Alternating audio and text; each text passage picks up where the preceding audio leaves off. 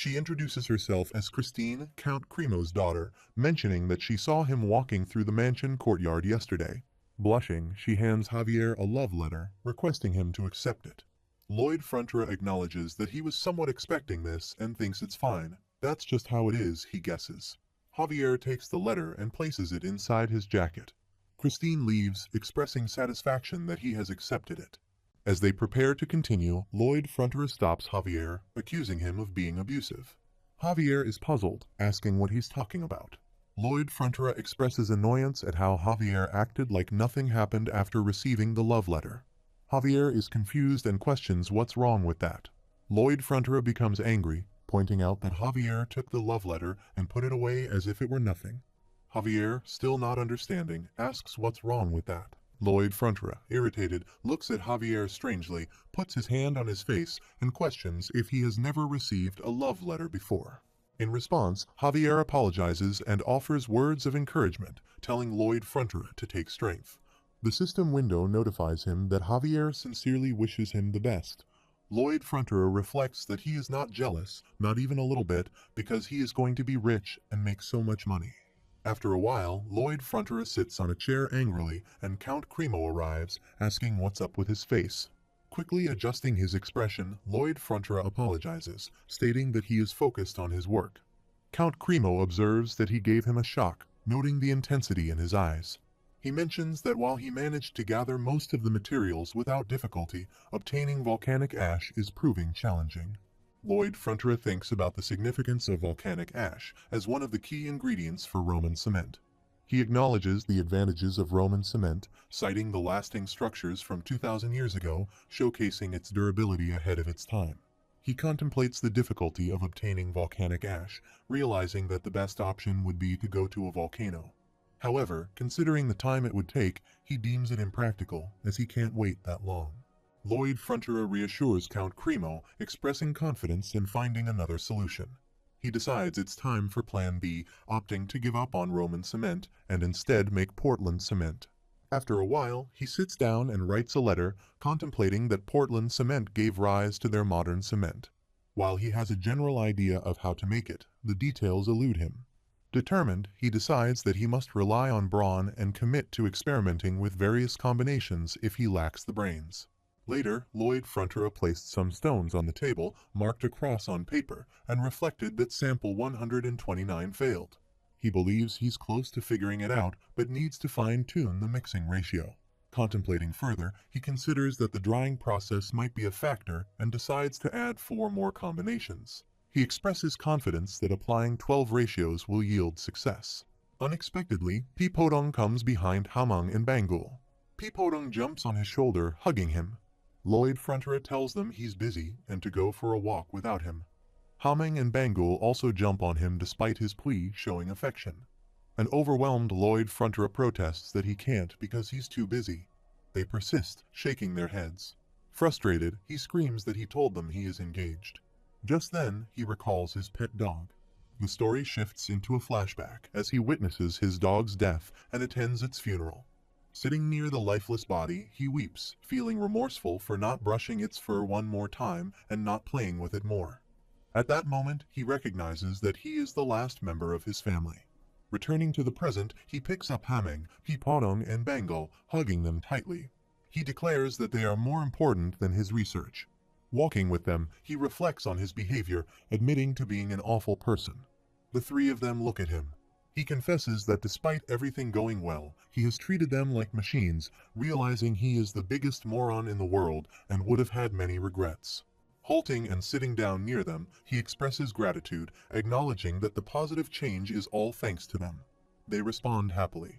The system window notifies that the fantastical creature confesses his sincere feelings and considers him a part of their family, and the relationship level with the fantastical creatures is described as a master-servant relationship. He looks at the system window, surprised by the revelation. It further informs him about the relationship level with the fantastical creatures, his status as a gang member, a new upgrade for the fantastical creatures, and the opportunity to add new skills for them, with the required RP being 500. He remarks this is an unexpected bonus. Pipodong, Hamang, and Bangul also begin chirping. He inquires if they want Bangul to acquire the new skills. He then agrees, saying okay if that's what they want. He believes that regardless of the skill, he can surely find a use for it, and besides, it's what they desire anyway. The system window notifies that the fantastical creature upgrade is activated. Please choose one of the creatures. Bangle starts upgrading, and huge lights emerge. The system window informs that Bangle has successfully leveled up and upgraded to level +1. As a reward, Bangle has received a new skill, Chomping Dirt at level 3. It further notifies about other skills gained, including Accelerated Dirt Digestion at level 3, Steel Dung Launcher at level 3, and Volcanic Blast at level 1. He is shocked to see this. The system window notifies that the Volcanic Blast is at level 1. He exclaims that's awesome. After a while at Cremo, the city of commerce nestled between the mountains, an explosion occurs. Everyone turns to look at that side and is shocked. Count Cremo also witnesses the event from the window. Meanwhile, Bangle transforms into a larger size, leaving Lloyd and Javier astonished. He utilizes his skill to examine some particulars and concludes that it's ash, real volcanic ash right there. He asks if Javier sees that, stating it's an absolute gift now, but Javier does not respond. He asks if Javier has gone deaf, to which Javier asks what. He apologizes, realizing he forgot to instruct Javier to cover his ears.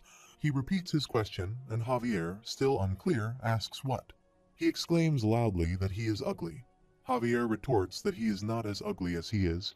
Frustrated, he asks if Javier can hear him or not. Javier, still perplexed, asks what. He acknowledges that thanks to Bangle, they have quickly resolved their cement problem and states that the key to construction is speed. Let's begin. He explains that the first stage involves building and installing a giant diaper to filter volcanic ash. There are 5 layers of mesh at the end of the diaper to catch the ash.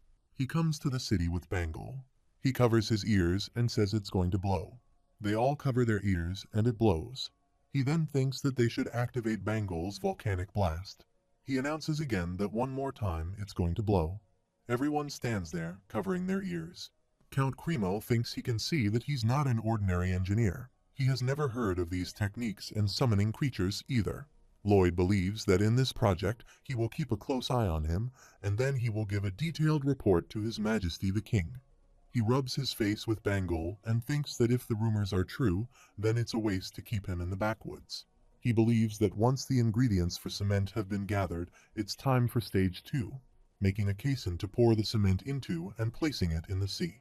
He thinks that he will use Hamming's one shot to remove all the water from the caisson, and stage 3 involves covering the bottom of the caisson with friction posts. Javier places a hammer on his shoulder and inquires when the next posts will be received. He says to wait a moment, explaining that they are working hard to deliver them, and he wears a smiling face. Javier asks about the expression, to which he responds that he was contemplating how compliant he has been.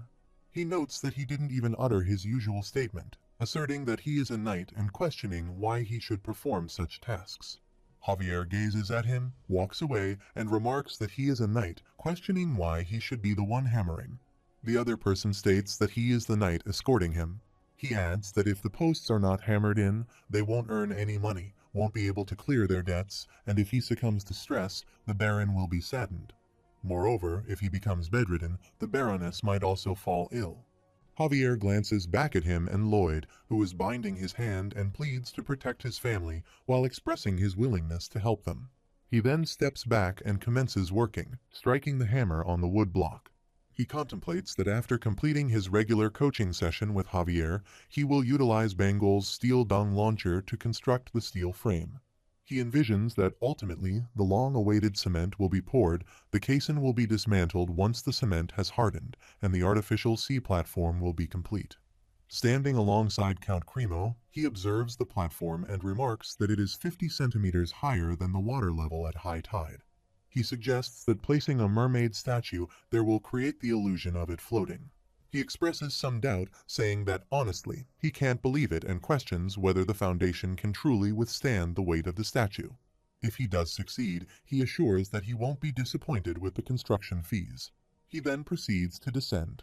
After a while, some boats gather around a golden statue, and people enjoy a party inside the ships. Lloyd Frontera wears a tie and remarks that it is so uncomfortable. He asks Javier how he puts up with these clothes. Javier responds, acting as if it is his first time wearing them, and recalls seeing him wearing similar attire at events from time to time. He notes that it's been a while and thinks Javier looks sharp. Count Cremo announces attention. Everyone, please look over here. This is the young man who made this statue a reality. People praise him and express their admiration for a job well done. The crowd surrounds Javier, ignoring Lloyd Frontra. Someone comments that Javier is so poised, while another person remarks that his face is perfect, as is his talent. Another individual asks if they can shake his hand. Lloyd Frontra believes he is smarter than most. He anticipated that they would all flock over there. He is definitely not jealous and prefers fast money transfers to compliments. Javier, however, finds that look not very pleasant. He becomes lost, avoids eye contact, and stops pitying him. Count Cremo laughs and attributes the attention to Lloyd Frontra's face. He wonders why this guy always follows up with a two-hit combo. Count Cremo places his hand on Lloyd Frontra's shoulder and announces to everyone that this is the man who made the sea platform. They are all shocked, and someone remarks that they thought he was a servant. The partygoers begin to enjoy the celebration. Just then, a lobster arrives, sees the boat, and moves toward it. He declares that there's only one, and they plan to kill it. On the boat, people surround Lloyd Frontra, while Javier enjoys snakes. The girls on the ship start to feel affection for Javier. Sitting on the edge of the ship, Javier holds a wine glass, feeling the chill. Lloyd Frontra approaches and inquires about what he is doing, commenting that he looks like a statue or something. Javier turns his face, clarifying that he doesn't mean he looks as good as a great statue, and asks if Javier is ignoring him. Javier mentions that he senses something approaching. When asked what it is, Javier admits he doesn't know exactly, but it is extraordinarily swift. Lloyd Frontra then questions the size of the approaching object, and Javier states it's about twice the size of the ship, slightly bigger than Taming, which is the largest. Suddenly, a giant lobster comes into view. Javier quickly approaches Count Cremo and whispers that it seems the Gigatitan is approaching. He insists they must inform the passengers and evacuate everyone. Count Cremo calls Sir Genevan and asks if he detects anything strange far out in the sea. Sir Genevan looks around and states that he does not. Count Cremo informs Lloyd Frontra that Sir Genevan has pretty much reached the Sword Master status. His senses are extremely sharp and they can trust him. Count Cremo thinks that Javier is even stronger, being the main character, and wonders how to persuade him. Count Cremo reassures them not to worry. In the last few years, the Gigatitan has never come this close, and there's no reason why it would suddenly attack. However, he acknowledges that there may be a reason now and looks at the statues. Count Cremo stares at him, and Sir Genevan says he doesn't understand why they are saying these things, but his senses are telling him nothing is wrong. Count Cremo orders the anchors to be raised, and the boats move away from the statue as the Gigatitan approaches. Workers start moving the ships, urging others to hurry. Observing this, Javier comments that it is taking too long. Lloyd Frontra instructs him to take care of the anchor. Javier quickly moves and jumps into the water with his sword, and Lloyd Frontra frees Pipodong, telling him they need him. Pipodong eats almonds, grows bigger, and lands on the statues. Javier goes down and cuts the anchor with a sword using a mana blast chop. Pipodong also cuts the ropes with his sharp teeth, freeing the ships.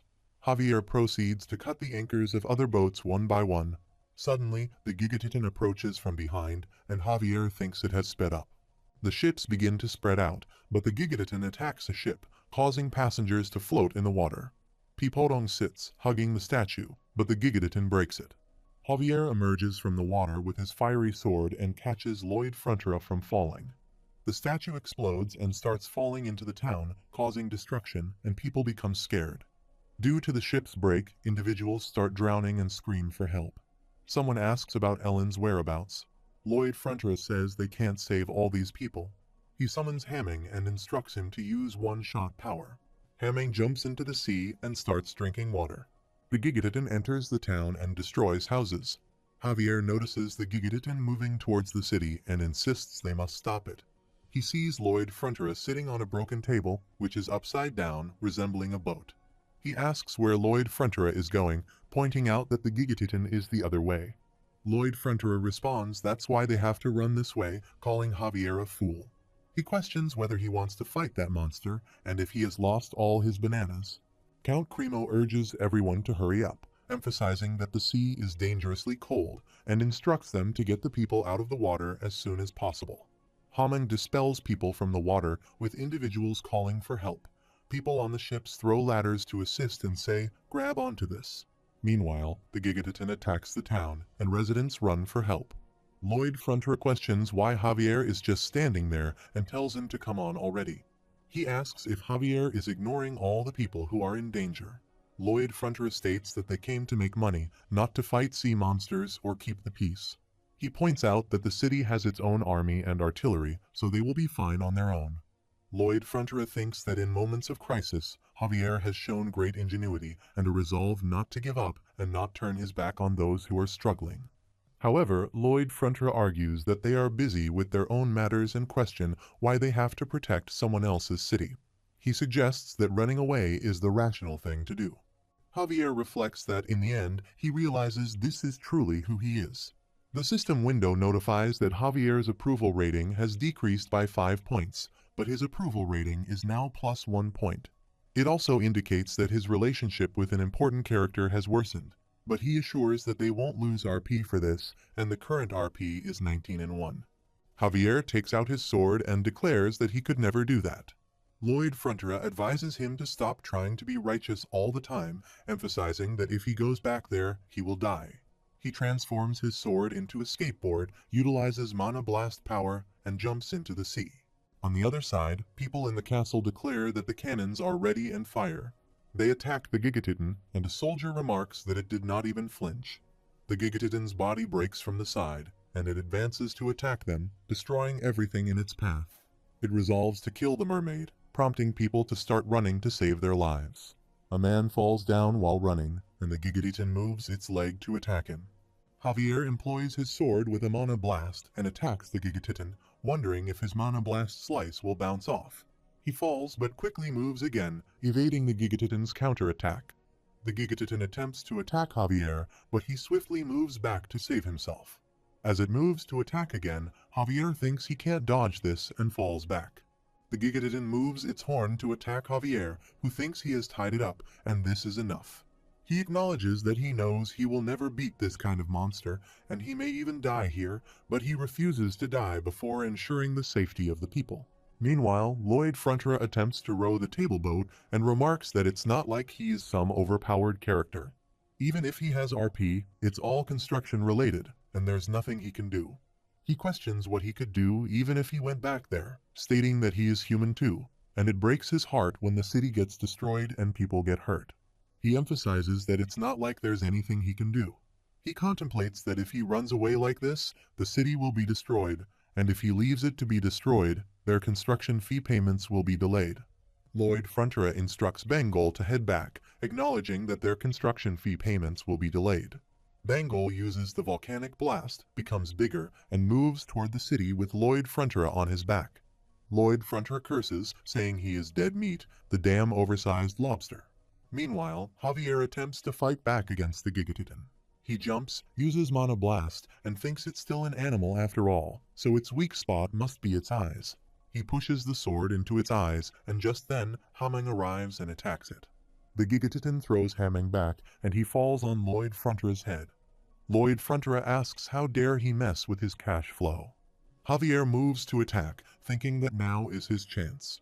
He attacks with fire, but it has no effect, making him believe it's impossible. He can't get through here either.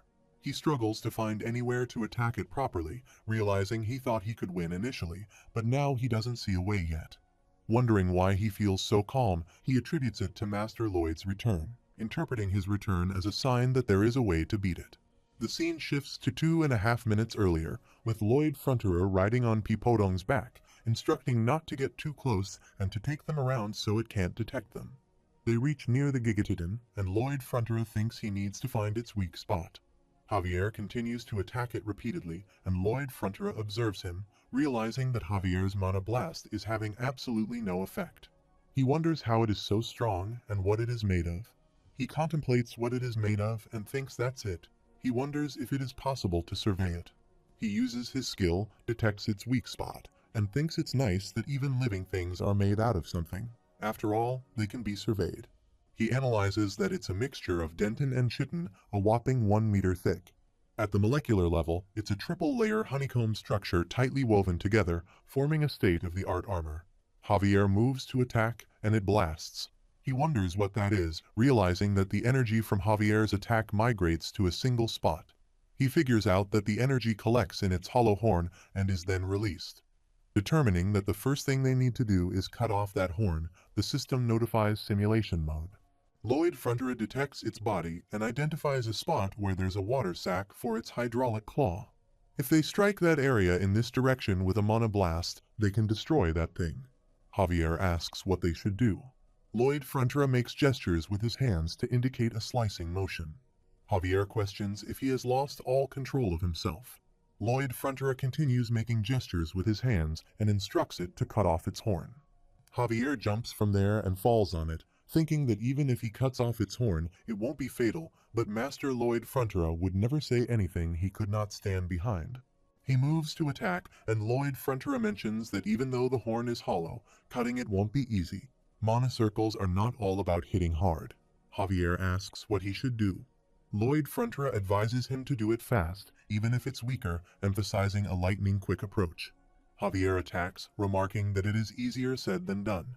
He cuts the Gigatitan using his magic, and a huge light emanates from it. Lloyd Frontera thinks it's working, describing it as a high-frequency mana chainsaw. It was just a theory, but he knew Javier could pull it off. The Gigatitan screams, and Javier attempts to cut its horn. Lloyd Frontera orders Peepodong to attack, and Peepodong goes after the Gigatitan. Javier successfully cuts its horn. Lloyd Frontera stands on top of a house, observing this, and instructs it to aim for the area right between where its middle legs meet and from its tail toward its head at an angle. He mentions that their construction repayment won't be delayed if Javier gets in a monoblast from that direction. Javier approaches its leg to attack, but the Gigatitan counterattacks, throwing his sword away.